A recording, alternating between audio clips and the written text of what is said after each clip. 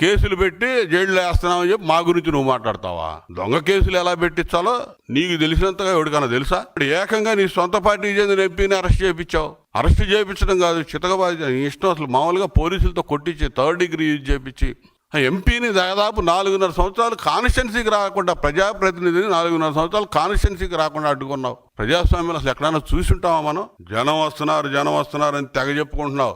జనం కాదు, నువ్వు తయారు చేసిన సైకో బ్యాచ్ వస్తుంది. అప్పుడు వచ్చారు, నీకు చివరిలో కూడా సిద్ధం సభలని పెట్టావు. జనం వచ్చారు, సిద్ధం అని చెప్పించావు.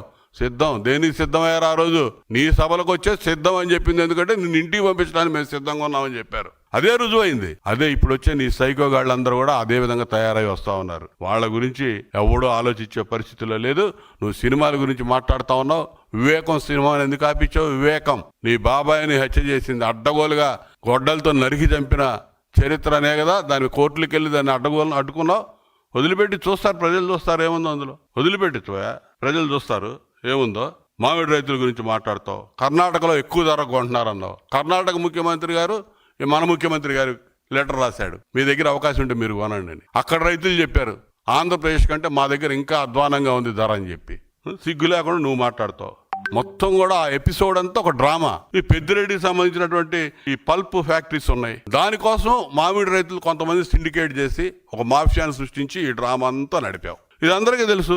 అసలు మా ప్రభుత్వం కఠినంగా ఉంటే నువ్వు అసలు ఈ పర్యటన ఎలా చేస్తావు? జగన్మోహన్ రెడ్డి, చంద్రబాబు నాయుడు గారు ఆ విధంగా ఉండడు కాబట్టి, ప్రజాస్వామ్యబద్ధంగా ఉంటారు కాబట్టి నువ్వు ఈ పర్యటనలు అని చెప్పి పోయి ఊరేగుతా ఇవన్నీ కూడా రాష్ట్రాన్ని అల్లకల్లోలం చేయడానికి ప్రయత్నం చేస్తా, అవాకులు చవాకులు వేల్తా తిరుగుతా ఉన్నావు. నీ హయాంలో ప్రతిపక్షంలో ఉన్న మేము అసలు రోడ్లు ఎక్కనిచ్చావు మమ్మల్ని?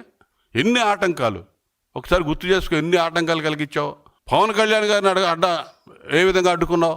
రాష్ట్రంలోకి రానిచ్చావు. విశాఖపట్నంలో ఏం చేసావు? చంద్రబాబు నాయుడు గారు జైల్లో ఉంటే పరామర్శకు వస్తుంటే ఏం చేసావు? ఎక్కడ అడ్డుకున్నావు? రోడ్ల మీద ఆపేశావు. నువ్వు అరెస్టులు, కేసులు, కౌంటర్లు అంటూ నువ్వు చేసిన అరెస్టులు ఎన్ని అరెస్టులు?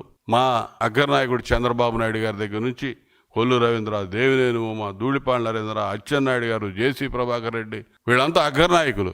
ద్వితీయ శ్రేణి నాయకుల దగ్గర నుంచి చెప్పుకుంటూ పోతే వందలు వేల మంది, వేల కేసులు, అక్రమ కేసులు నువ్వు నిర్బంధించింది. చింతమనేని 75 ఏళ్ల వృద్ధుడైన జర్నలిస్ట్ అంకబాబుతో సహా మహిళల దగ్గర నుంచి అందరినీ జైళ్ళకి పంపించావు కదా. ఐపీఎస్ ఐఏఎస్ అధికారులతో కూడా స్టేట్మెంట్లు ఇప్పించావు. 164 స్టేట్మెంట్లు ఇప్పించడం, ఫిర్యాదులు చేయించడం, అరెస్టులు చేయించడం. ఇంకా సిగ్గు లేకుండా మా ప్రభుత్వం వస్తే జాగ్రత్తగా ఉండండి అని చెప్పి హెచ్చరిస్తూ ఉన్నావు. నీకు ఎలాంటి అనుమానం అక్కర్లేదు.